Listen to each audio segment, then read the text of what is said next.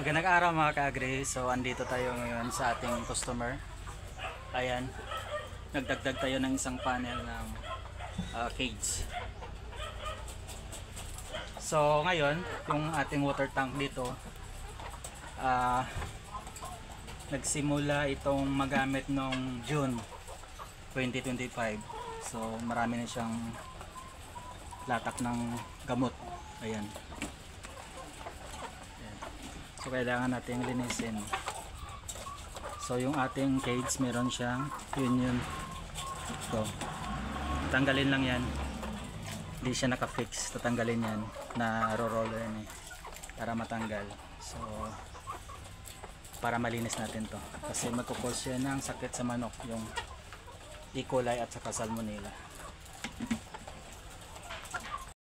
So ayan, natanggal na natin yung coupling. Linisin muna natin.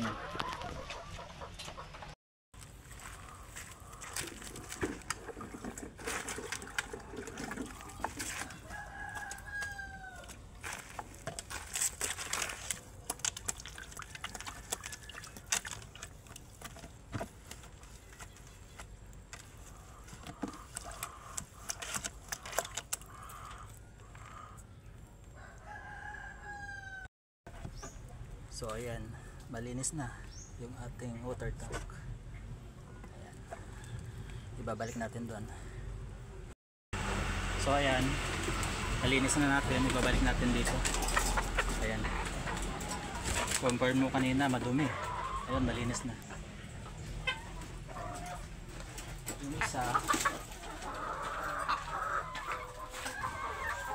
wow. Ayan, madumi din, oh. Ganyan yung gagawin natin, linisan. So yan yung kagandahan ng cage ng LGR Agribet. Madali siyang i-detach pag kailangan mo maglinis. Tapos yung sa dulo niya meron siyang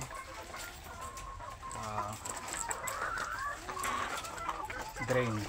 Ayan, para pag naglinis ka rin pwede mo i-drain dito. Yung iba kasi naka-fix lang. Ayan, daming itlog.